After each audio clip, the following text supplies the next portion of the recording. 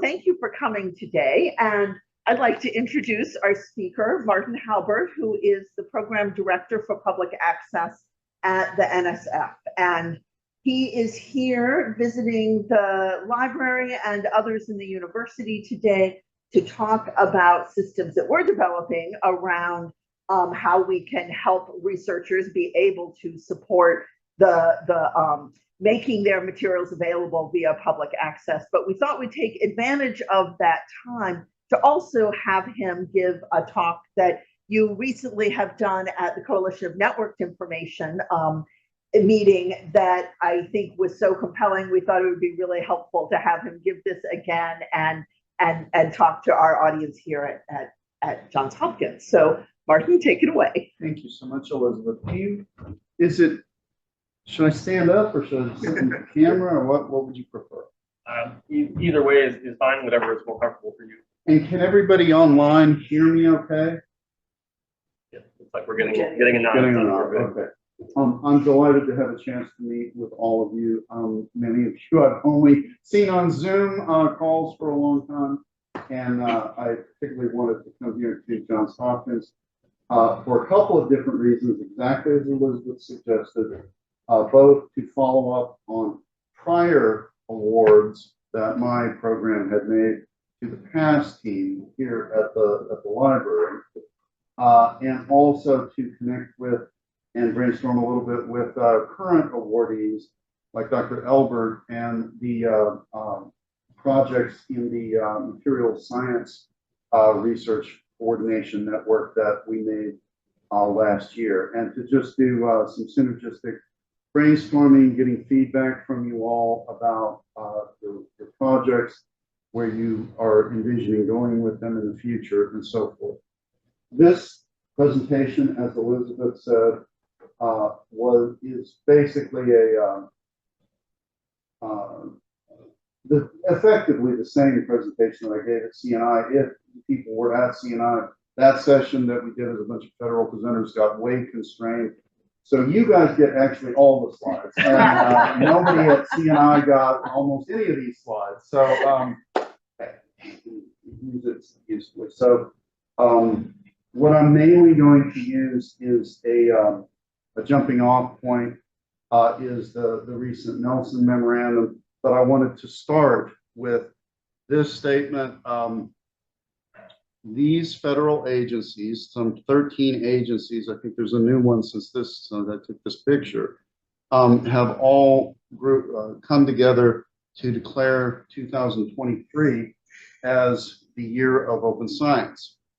So I wanted to frame this presentation and many of the outreach activities that we and our colleagues at other agencies are doing these days as a concerted effort to try to align agency activities, perspectives, policy development, and practice and implementation of open science standards and expectations as in a concerted way in this calendar year, as a way of kicking off a series of subsequent open science years and activities in times to come. So as this slide says, this multi-agency initiative across the federal government aims to spark change and inspire open science engagement through events and activities that will advance adoption of open, equitable, and secure science. Right off the homepage of this thing. It's very easy to remember it, open.science.gov. And so I'm framing this as part of we are trying to do concerted outreach on that effort among different groups that we connect with and serve. In this presentation, I'll go really briefly through the history of NSF and public access, policies and practices development, recent initiatives and reports related to open science, and then some perspectives that are particular to NSF and the broad range of communities that NSF serves. And then finally talk a bit about next steps in policy implementation. And I will try to keep this short so that we can reserve a lot of time for discussion, because I think that's always the most interesting part of any coming together. Let me start with some key things about the NSF framing of this and the history of it. So many of you may know this guy, historical figure, Vannevar Bush. He has a storied career. Among things, he was the leader of scientific research during World War II for the United States. And prior to that, before he was an amazing polymath. He was a computer scientist, an early electrical engineering professor at MIT that made analog computers, those things with gear shifts and stuff, look like little, kind of like, table hockey, but little things turning and calculating differential equations and stuff.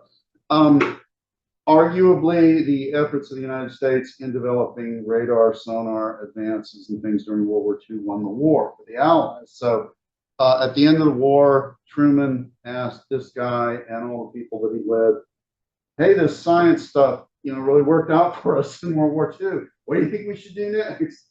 And they got together. He convened a large group to write this report that they called the Endless Frontier, that arguably created the modern landscape of federally funded research efforts and agencies. It's a very short report. I encourage everybody to take a look at it. There's an anniversary edition that NSF maintains.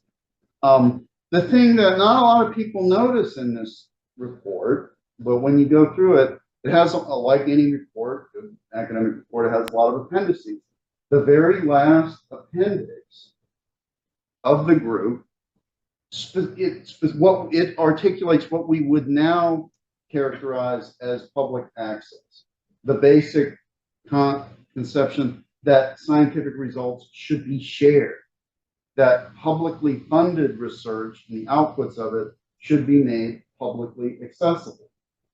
And it's very interesting to me that most people overlook that point. And the statement I've called out here in that appendix says the frontiers of science must be thrown open so that all who have the ability to explore may advance from the farthest position which anyone has attained to date. Very basic point, but it's right there in the foundational report that led to the creation of the National Science Foundation. 5 years after this report, the first incarnation of NSF stood up in 1950. Okay, so fast forward long ways, Cold War, all that stuff. 2013, can't wait. This gentleman, John P. Holden, then the director in the Obama administration of the White House Office of Science and Technology Policy, first articulated a long, ever since that, arguably since that, the report of Vannevar Bush, a key principle that, and a commitment on the part of the federal government and agencies that make grants and awards in the federal government, that the outputs, the research outputs of such awards should be made publicly accessible. The Holden Memorandum is very readable. I encourage everybody to go back, take a look at it. It directed agencies to develop public access plans to ensure that the results of federally funded scientific research are made publicly available, including and notably calling out peer-reviewed publications and digital data. The focus in the implementation gravitated primarily towards peer-reviewed publications. Digital data didn't get a lot of attention in the implementation, the response to this memo. I call that out because I'll come back to the next memo and why there were some things emphasized in it. Notably, there's a lot to say about this memorandum that you can unpack and go through, but it implemented a 1-year embargo as a compromise position with publishers, but a 1-year automatic embargo of peer-reviewed articles after publication. I will come back to that. That was a little bit controversial at the time. It was seen as a compromise point, but got a lot of critiques over the years, and it led to arguably a lot of developments like a growing emphasis and reliance by not only commercial publishers, but many scientific society publishers on things like so-called author processing charges associated with making articles, especially immediately accessible, even before the one-year embargo. So it was seen, and so to understand why that's, if it's not obvious, why that's an issue, think of COVID. Did everybody wait a year to find out, what the research on COVID was? Or was really a kind of a big deal to find out exactly, right when the research came out, what it was? Well, okay, so the Holden Memorandum was implemented by different agencies at the National Science Foundation under then Director France Cordova.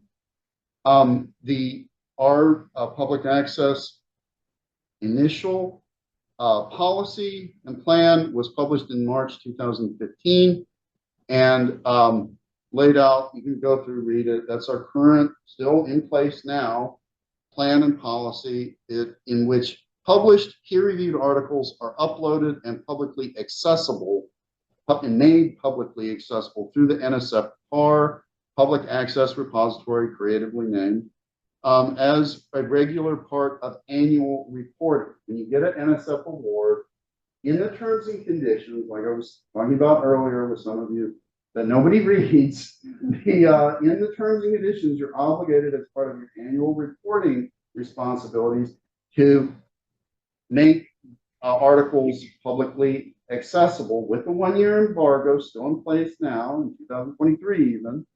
But you can do that in various ways. You can do it with a gold away author processing charge, getting increasingly expensive, typically on average about $2,300 right now, and in the journals that NSF authors are featured in primarily.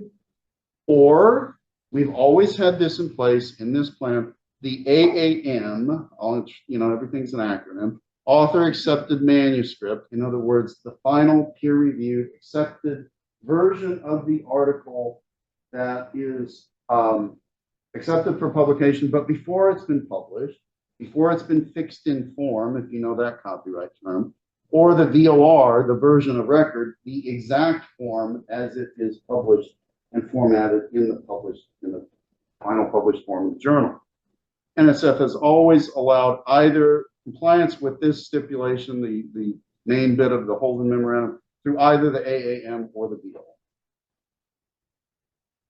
Okay, so then intervening years, 9 years, and lots of calls for accelerating public access because of things like the COVID pandemic and other national crises that are, and the primary things that back in 1945 that Vannevar Bush called out as reasons to fund all this stuff publicly was public health, number one, public prosperity, so, advancement of, everything that we use in everyday life. And then finally, national security, all those that three-legged tripod. For all those reasons, there were calls that one-year embargo especially was kind of problematic. And so the Nelson Memorandum, so named because it was issued under then Acting Director Alondra Nelson of the White House Office of Science and Technology Policy, since endorsed and continued by Dr. Prabhakar, the Arati Prabhakar, the new head of the White House Office of Science and Technology Policy, calls for, and that's the title of the memorandum, for free, immediate, and equitable public access to the outputs of scientific research funded by federal agencies. It directs agencies to develop new public access / open science plans by February 2023, with policy implementation by 2024 and implementation of practices by 2025. There is a subsequent second step that's called for in the memorandum that needs to be implemented by 2027. This one is a really dense memorandum, significantly denser than the Holden Memorandum when you read it. It has a lot of subsections and very, very specific things that it's plugging gaps in terms of public access in response to critiques of the first memorandum. among other things, and notably and controversially, it calls for a default zero embargo of peer-reviewed articles and underlying data. Although, notably, also it is silent on the mechanism for enforcing and implementing that. It leaves it up to the agencies to decide how we're going to do that.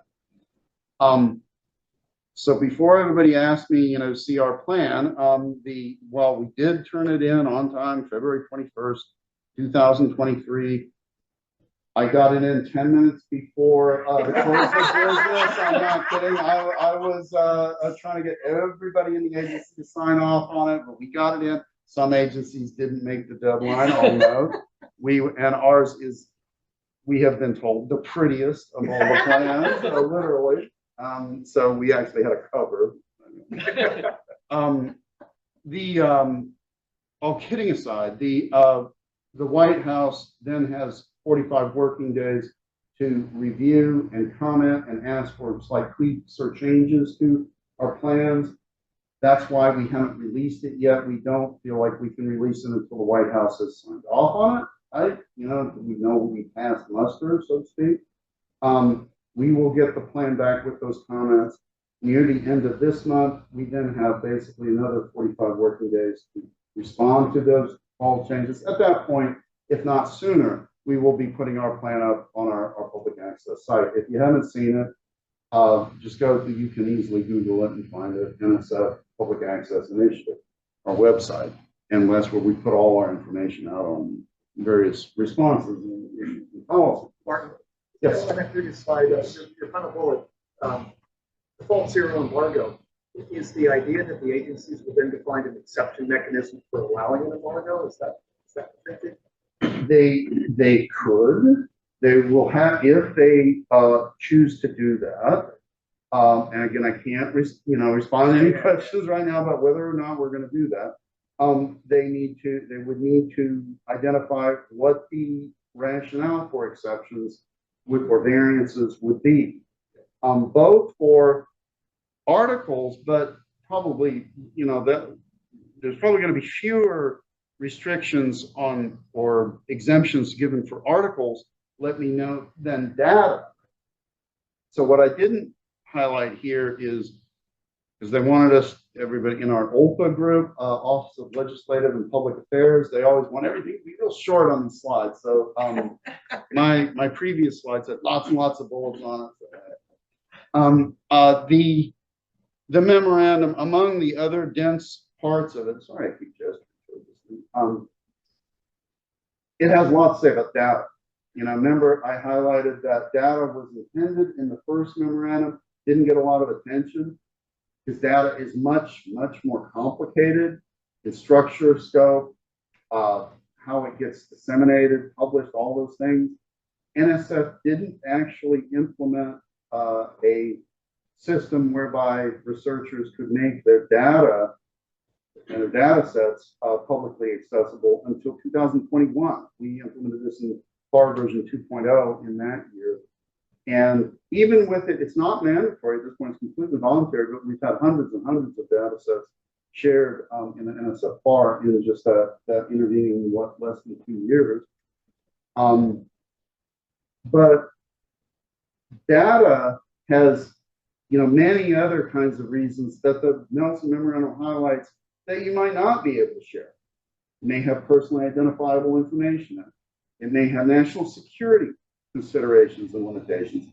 It may have there are a whole list of some 13 different current laws that are listed in a footnote in this memorandum that constrain or would require that, even though the memorandum is calling for the immediate and public and zero embargo access to the data associated with the articles. Okay, so it's not all data, it's just the articles that undergird the assertions, the claims in scientific articles.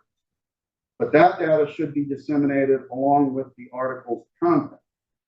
But even in that situation, there's a lot of reasons we can't share data. And the memorandum acknowledges it. It's not calling for overturning all of that. It does not overturn any existing federal law. But having said all that, if you're publishing a claim, a scientific claim, on some using some set of data as your evidence, you should be able to just, share that for purposes of reproducibility, scientific reliability, all those reasons. Does that answer? Okay. So I want to shift from that. I may come back to it, but I also did want to highlight some of our recent initiatives. Notably, this one, the 2000, we have NSF funds a lot of things that are in support of open science and public access, but we had until this never explicitly had a solicitation that called for advancing open science practices or policy development of principles or standards explicitly. And this was the thing I spent my first 2 years at NSF getting all the different directorates of NSF to agree to this, because it was very important to me that if we did a solicitation like that, it not be siloed to one directorate within NSF, but that it engaged all of the different directorates. And we did that. This is the Pharos RCN solicitation. Long acronym because it packs in a lot of stuff. Findable, accessible, interoperable, reusable, the FAIR data guiding principles. Open science research coordination networks. Quite a mouthful, but I mean, you make it pronounceable by making anything into an acronym.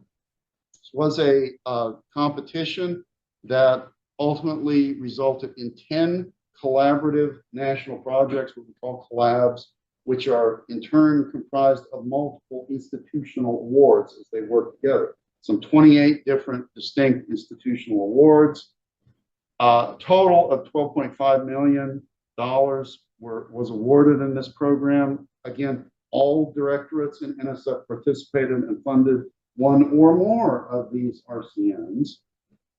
They are typically 3-year projects to advance FAIR data principles and open science standards and practices nationally. Of course, the reason why Dr. Halbert is here is he was the recipient of one of these awards.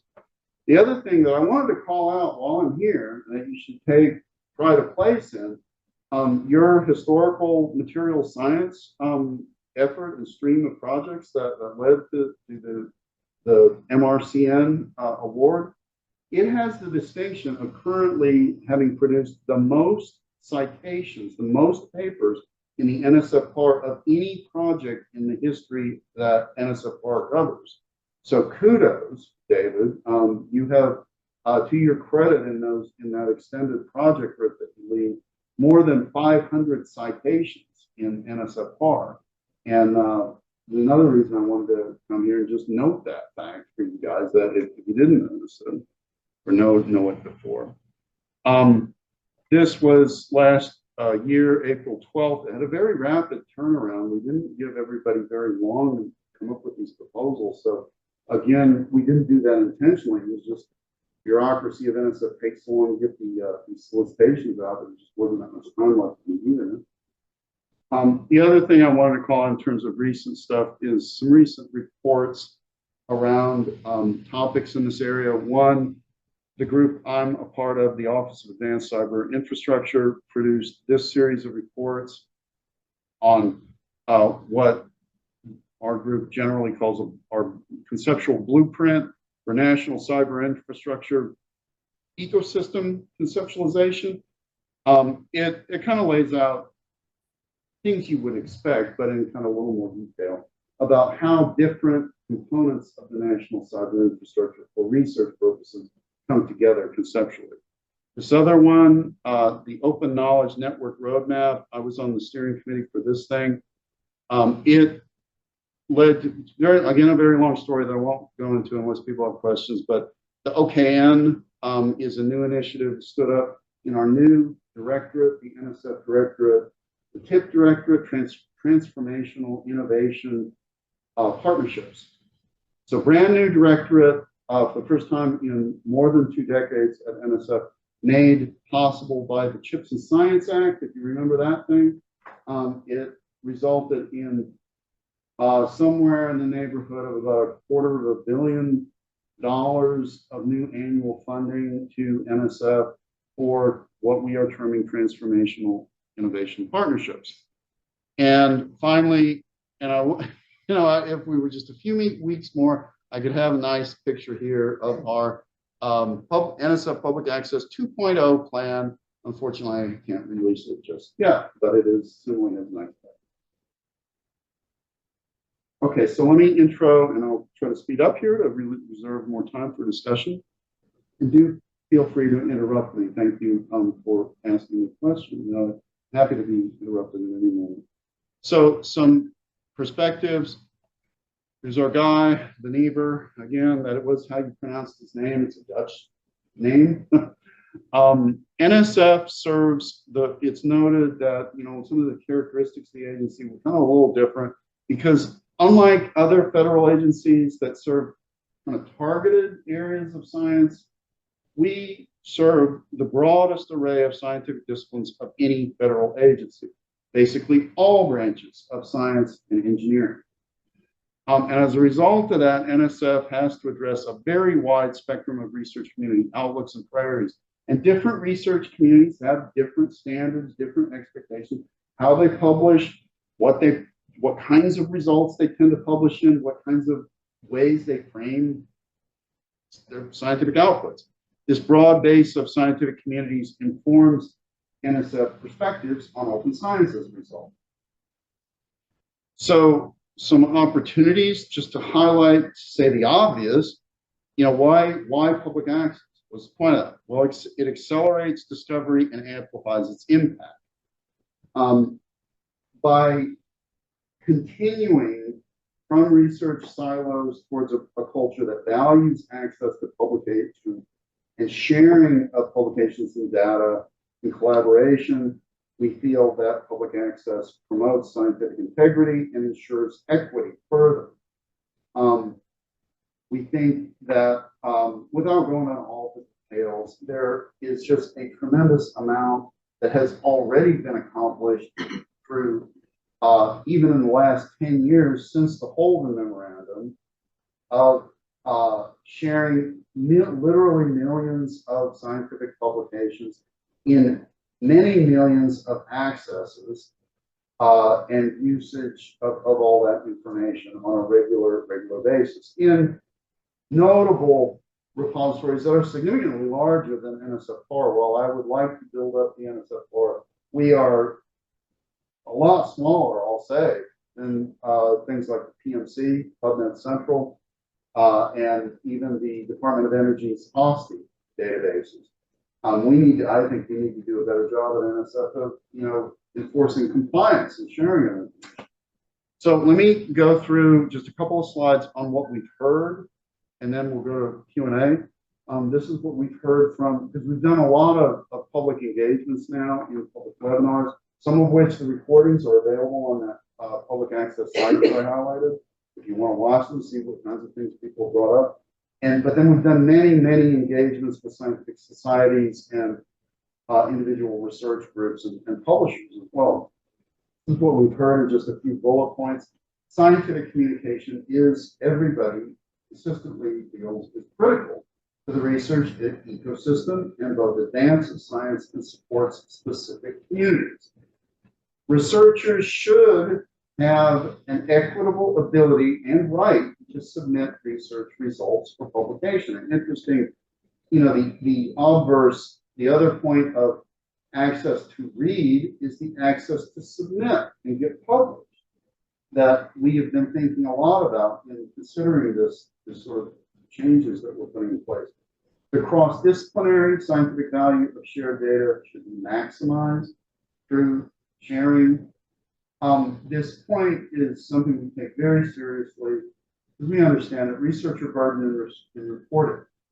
It does take effort to report, you know, and we recognize that. And to the extent possible, we should, as agencies, we feel, try to reduce and avoid duplicative effort and unnecessary researcher burden. Finally, we encountered a surprising willingness, enthusiasm, interest in different research communities wanting to help develop new mechanisms and ecosystems for sharing research and engagement with this idea. The existing features of the scholarly communication system, obviously, they date back in form and function to the hundreds of years, the print days, when it was all print. We haven't really made a lot of progression in our, there's new ways of sharing information through repositories, different online social media systems, obviously. But conceptually, the system is still kind of old in its orientation. So we need to, everybody's interested in that concept and experiment with it. A lot of concerns from our stakeholders on costs. Equity concerns have been brought up by everybody within the agency, externally, in virtually every discussion. The primary driving factor of thinking about this with many communities, there is a concern that there is an over-reliance on gold OA. If you're familiar with that term, basically a commercial concept of making so-called gold OA is the model whereby one funds commercial publishers to make things immediately accessible, but often to the tune, as I mentioned, of thousands of dollars. In some cases, APCs have reached, I'm not kidding, $20,000 to make one article publicly accessible.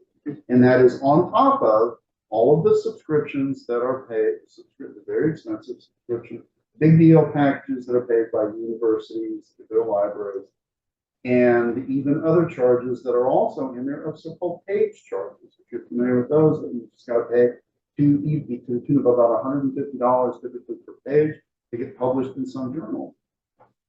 Scientific societies and large commercial publishers are promoting gold away.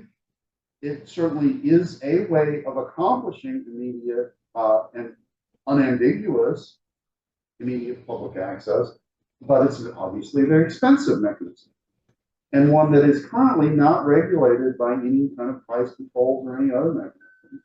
So it is, basically a monopoly situation where the prices are going up. Shifts from subscription access to page charges or all the publishing charges may have large-scale implications and equity impacts in obvious ways. If you're a marginalized communities, research, an MSI, an APCU, a tribal college, you're going to have far less ability to pay, APCs of thousands of dollars, to say the obvious. And there's great concern about this all the way around. Shifting, the one model is that, well, we should just immediately allow all awardees to draw down an infinite amount of funds for, funding any number of APCs. That would have the obvious effect of shifting funding that was originally intended and acquired for funding new research to purely commercial publishing cost. And do we want to do that? Is that a conservative estimate that we did within NSF indicated that if we went to that kind of model immediately, of no gate, no bounds on use of gold away for all of this, it would cost the agency conservatively immediately about $250 million additional dollars per year, and it would very quickly grow to $500 million within a year or two. Do we want to take that big a chunk out of the NSF budget and what we're funding the public research and solely fund gold away? There are non-trivial technical, cultural, and economic challenges surrounding data sharing. This is the topic that in most of our conversations and engagements gets the most attention. And it's just a long and deep and significant conversation. Data is just really complicated. Data can be giant. Data can be tiny, 20 kilobytes. Data can be 20 petabytes. And it's just not like a PDF, sharing a PDF. There's a lot of additional issues. Publishing data norms vary among disciplines, and one size will not fit all. It kind of just depends. This is one of the reasons why we did the Pharos estimate across all the different directorates. Okay, this is a rough timeline of the first phase of the Nelson Memorandum. The memo was issued on August 25th of last year. We submitted, everybody was obligated to submit their plans February 21st. December 31st of next year is the next salient milestone in this. That's when agencies have to come up with not just their plan for what they're going to do, but actually what is their policy, their new policy, all the fiddly details and the terms and conditions and in the NSF, the PAPG, proposal and awards, proposal and guidance. I forget the whole acronym, but it's, you know, basically our Bible of dealing with NSF and proposing things. And then finally, the effective date, when all this has to go into place. Note that that's the end of calendar 25. NSF intends to implement at the beginning of 25. So we have to do it by then, but we can do it before then. Because of the way the NSF plans things in terms of the annual issuance of the PAPG, it takes effect for a calendar year. So ours, the document that will be titled NSF 25-1, that's going to be the PAPG that's in effect for calendar 25. That's when we're going to issue all this stuff. And that part is all, and I'm happy to just respond to questions. Thank you.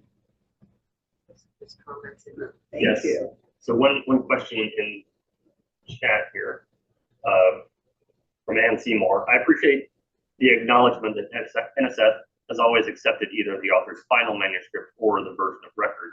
As someone who has been educating authors and researchers about the NIH public access policy since 2007, I find this concept one of the most difficult to convey, especially as publishers have hijacked this idea and offer deposit of the VOR or high APCs, which is accepted as the one way to do this. Any suggestions on how to better promote and support the deposit of the author's final manuscript? And this is a great question and comment, and substantively is a main motivation for my visit here to JHU because of the past project. I don't know if everybody knows about the past public access submission system work that's gone on here at the JHU libraries. It was a previously funded project around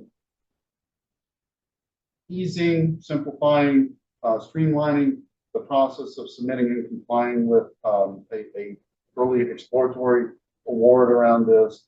But it was very notable, and it got a lot of attention within NSF, and specifically in the public access program, for all the ways that I've discussed with you last night and this morning. Yes, that is absolutely an issue that I think NSF and other federal agencies both know that they need to do a better job of communicating on and clarifying the ways of complying with these public access requirements. Part of why I'm here is to get information back from the field to inform our thinking about it. That's a large part of all our engagements that we're doing these days, but also to encourage you to continue with thinking about these issues in the community level, in the institutional level that JHU represents. So absolutely. And let me ask Bill, if you could just capture the chat after this and send it to me later. I would really like to take a look at it. Absolutely, Margaret's going to be captured into the chat. Thank you. Thank you. Other questions from the room? I don't think we have anything else in the chat at the moment. Does Anne have her hand raised as well? Did you have something else, Anne? Yeah, if it's okay. And Martin, if you can hear me, I just want to say that this is a challenging issue for us because our researchers at Hopkins and my previous institution, specifically on the health sciences side, which is where I am, and is that they have accepted that they have to pay high APCs. They automatically work with publishers to do this, and they don't want to move away. It's challenging to get them to move away, even if there's something that's going to be cheaper, just because it's just they've accepted that this is the way of doing business. And unless it's really going to save them time and make it worth their while to shift away, it's really challenging. So I just wanted to add that to my You question. are absolutely correct, and many research groups similarly, it's not just the ones that you work with. This is a very common phenomena that we're seeing. That kind of, well, let me say up front that many commercial publishers have been explicitly, like, rattling the cages or whatever you want to say about, saying that no, you can't do that. You cannot submit your AAM. So don't even, think about that, and this is in opposition to longstanding practices in research communities, notably the longstanding practice of the high energy physics community has long been to submit preprints and final accepted manuscript forms in things like the Cornell Archive and many other institutional repositories.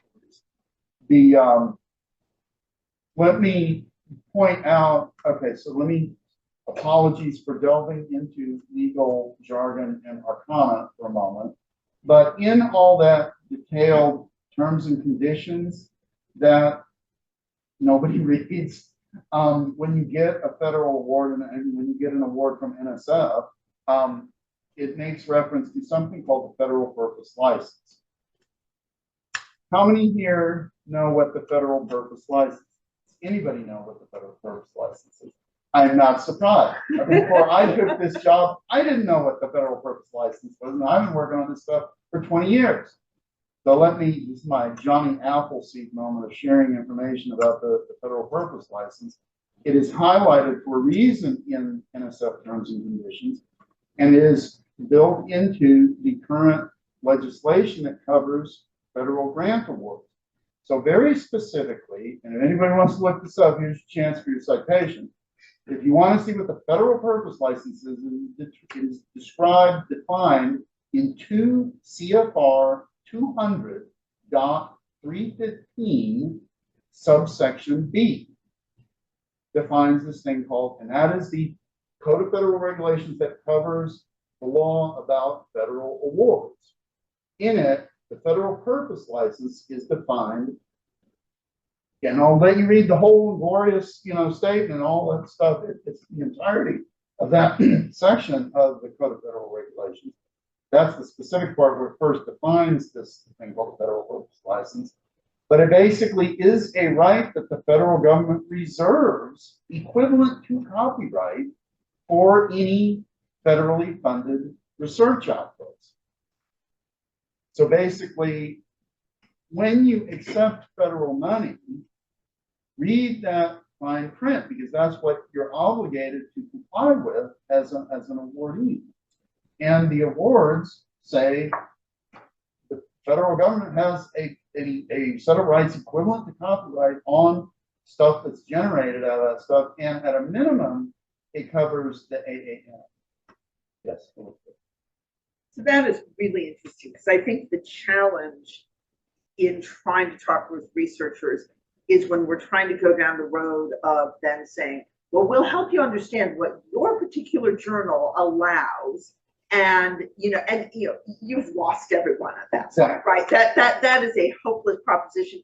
And it's a proposition by which the university cannot try in any way to do kind of blanket, promotion of a particular approach or policy.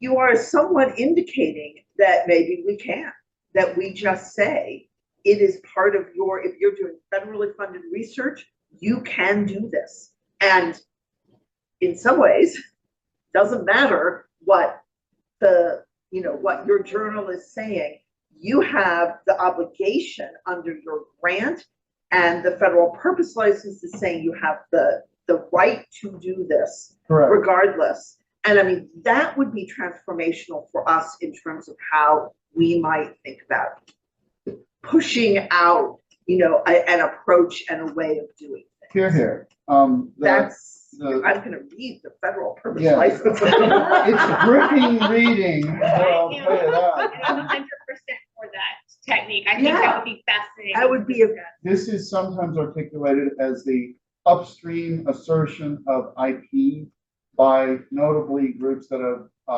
done a lot of work on this are MIT on one hand and the University of California system. On the other hand, as many of you will know, the SPARC group, Scholarly, what their acronym stands for, they've advised on these issues for a long time. It's a complex area. I definitely know you're absolutely right. Everybody understandably glazes over when you get into all these details. But at the core, think about it. What is the point of university research? For the benefit of society. Oh, keep that in mind as guiding principle. Yes, you think you're going to. So, I live with a lawyer. So it says that they have the right to access it, but it doesn't say, does the federal purpose license give them the right to disseminate it? Because it depends on those fiddly bits of what the terms and conditions say. Can you remember that that's basically contract law built on top of federal law? that's what my husband is a There you contract go. lawyer. He can, I am sure he will hold forth on this as long as you're willing to listen to it. And as his significant other, you probably have to do that a lot. So Yeah, that's what caused me to think, it's all well and good to say, well, you have to give it to them, but are they, does that federal purpose license say that it has to be open? I can't and wouldn't want to speak for other federal agencies. I can only speak for NSF. Right now, in our terms and conditions, there are particular responsibilities associated with reporting that are in place such that you're obligated to make accessible through the specific reporting mechanisms in the NSF, internally as part of annual reporting, the RPPR that is integrated directly and tightly, closely integrated with the NSF public-facing public access repository, such that when you do your annual report, if in that period that you're reporting on, that annual project reporting period, you came out with a peer-reviewed publication based on the research that you were funded to do in that award, you're obligated to share it in that mechanism, deposit it. And there's ways to do it quickly. So you don't have to laboriously upload a PDF necessarily. If you published in an open access journal, and a lot of those so-called diamond OA journals that make it accessible automatically, you can simply, and this is actually our recommended practice, if there is a resolvable DOI, visual object identifier, that resolves to that published work, just put the DOI in. It'll suck in all the metadata automatically with that mechanism. One line, cut and paste. Now, in the case of commercial publications, the only way that's going to work is if you made that go away. Now, that's if you want to make it accessible immediately. The reason why this is such a tricky and complex changing landscape right now is, of course, the Nelson Memorandum is changing a lot of things, in the next couple of years. And there's the thing I alluded to, there is a second phase to the Nelson Memorandum that gets implemented in 2027 that I didn't go into. So we are now entering a new period of transition in this. And if I'm being a little careful, it's because, NSF and other agencies have not yet identified how we're going to change our terms and conditions to reflect the stipulations of the Nelson Memorandum. That is exactly what we're engaged in these kinds of outreach to hear from our communities that we serve. So what do y'all think about this? What do you think we should do? NSF is a very bottom-up kind of place, unlike a lot of other agencies. We are interested in hearing from the constituencies we serve. So I can tell you right now what the Nelson Memorandum generally requires. I can't yet say how we're going to implement it, and that won't even be in our plan when we publish it in a few weeks. Basically, what you'll see in our plan is going through the very dense, all the requirements in the Nelson Memorandum saying, yep, we're going to do that, yep, we're going to do that, yep, we're going to do that. But it doesn't yet say, because we haven't decided on the exact wording changes, the exact process, how it's going to work, or how it could work, or how you could comply with these stipulations. That's all going to be implemented over the next few years. and can very well, the thing that a regular message we've been saying to everybody that'll listen is we want to engage the community in these implementation steps. If, systems like PASS and other, general approaches to making this an easier path to compliance can be implemented in this period and address some of these process issues, we really would love to see that. And NSF does fund research in this area. So are there other? Yes. So one question I have is, we're recording. Is all of this going to be publicly available in this discussion? Pay attention. Yes. Because there's a lot of nuance to a lot of these There's issues. a lot of nuance, you're right. It's complicated, and from the investigator point of view, Michael Spatsis has joined us, who's a Bloomberg Distinguished Professor here, works in catalysis and other things. Michael and I work together on a DOE-funded project.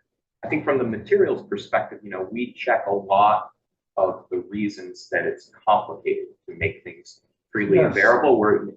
Maybe we're a good crucible for all the sharp edges that the Nelson Memorandum brings up. On one hand, we have a guiding vision through something called the Materials Genome Initiative that's over a decade now of pushing us towards opening access to data specifically and advancing FAIR principles and the like. We've been working for years on building a community network to get this type of work done. But one thing we never want to do is squelch the work that's being done by investigators, right? And push people away or steer the types of things that they would investigate by requirements that might come associated with it. And we also don't want to destroy institutions that have been extremely helpful. Even if we had money to take away peer review and excellent journals and the like and replace it with something else, why would we do that? Yes. There are a lot of warts on peer review, but it serves us extremely well. And investigators should strive to put their work in highly cited and excellent journals that are appropriate to their subject matter. So it's a difficult issue. And I wonder how one balances, the federal license gives the ability to be prescriptive from above, but our experience in materials work is that the best way is to work with guidance from above and in a grassroots type of manner to show value and get people to come up and do it and continue to network people. There are things that library repositories will never be able to meet, journal repositories will never be able to meet. We have a paper out in Materials Research MRS Bulletin last month on implementing FAIR in the materials world. And journals, when we talk to journal representatives, they don't want to hold our data, right? Because they know they can't. Our data is too big, our data is too complex. They would like a DOI to point to that data. They would like that data to be in a community appropriate repository. But repositories have problems. We don't have sustainability for repositories. We don't have general trustworthiness, core trust seal principles implemented at materials repositories yet. And repositories are fantastic. We have great repositories, but they are very focused on some themed area, whereas an investigation by any group may span multiple areas. And we don't have any way yet to make data fair that is distributed amongst repositories. So that should come to a question, since this is a discussion, I suppose. I made a little list of the reasons materials is great. I thought I would share this, and it's 18 bullet points already. So while Martin was speaking.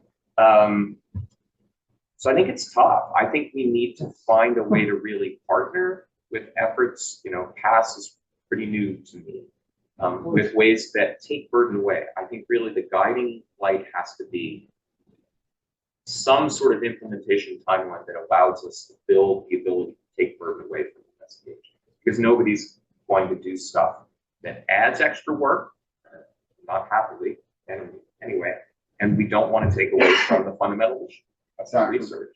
Here, David, I can't appreciate how much everything you just said is absolutely accurate. And I'll amplify a couple of things you said. NSF is not trying to, one of the things that was very important to us when we implemented, when we thought about in 2021, when we implemented the capability in NSF PAR, we think about, like I was trying to allude to, the ecosystem, the entirety of the scientific ecosystem. So NSF has invested in disciplinary repositories for data for decades. We don't want to do anything that's going to jeopardize all of that investment in the scientific practices that have been very carefully built up over time in disciplinary communities. We don't want to, so we were not ever, we decided early on, we were not going to create some big central repository where everybody had to put all their data, because that wouldn't make any sense. Rather, we have a very federated approach, to interact with all the disciplinary repositories that are relevant to different research groups in all the different areas we serve. Likewise, in the data dissemination requirements of the Nelson Memorandum, so questions came up, well, what if I used a commercial or proprietary set of data in my experiments that was developed long before my research? We're not asking anybody to disseminate or share commercial or restricted data again that you didn't develop. Maybe sure, you use everybody uses all sorts of commercial data sets in doing research. That's not what's being asked to disseminate. It's the data that was specifically developed in the course of the federal research. And there may be exceptions to that, like if you had a SBIR, a small business award, to develop some data set conceptually, this is an example, we wouldn't obligate you to release that, because that's part of what that SBIR award and its stipulations. Remember that terms and conditions are all, while there are some general things that go out in generic awards, there are a lot of specific awards that say, no, you're not gonna, whether through IRB requirements or through other just negotiated things in the course of getting the award, that may restrict the access to the data that's developed. So absolutely everything you said is right. And I love your summative statement. It's tough. It's complicated. There's a lot of nuance here to understand and that we need to think through as an extended community. Yeah, I mean, those of us who work in this space were very excited with the Nelson Memorandum, put some dates on this, and we've really got to do this because that gives urgency and currency to what we do, and then we were really daunted by it because those dates are pretty short. But we actually on February 21st, the day that Martin was struggling to get signatures to get that submitted, I know the date because we were running the first day of our Materials Research Data Alliance annual meeting, and our first session had representatives. Sean Gentleman was there from NASA, Michael Cook from DOD, Rich Veyer from DOD, Michael Cook from DOE, and Alex Theranomos from Materials DMR at NSF to have a discussion and a panel about the Nelson Memorandum, and nobody could say anything really substantial. We had a great pre-session when lots was said, not to the public, while we figured out how we could frame something useful for people. And I think I wanted to be at that meeting. I was so sorry. I'm sorry that it ended up like we scheduled the meeting, 9 months in advance. We didn't know when that date would, before the Nelson Memorandum existed. And the focus is that Michael will attest to this. Anyone in the materials world has multiple awards and awards from multiple agencies, right? I personally have DOD funding, NSF funding, DOE funding, right? And so each of those has a very different view of what they want from the Nelson Memorandum and how they might be able to implement the Nelson Memorandum. So it's another place that it is complicated because our projects all have blue water between them, but we obviously work on things where one feeds the other. So it needs to be able to be there. And DoD work in particular is probably the highest level in the materials world of having privacy needs. And it's a very strategic field globally. So I do just want to note that we are a little bit over time in terms of the presentation. So I will thank Martin and everyone who was here in the room and also joined us on the call. Thank you so much. We will have a continuing conversation after this, but we'll close out this part of the presentation at this point. Thank you. Thank you so much. Thank you.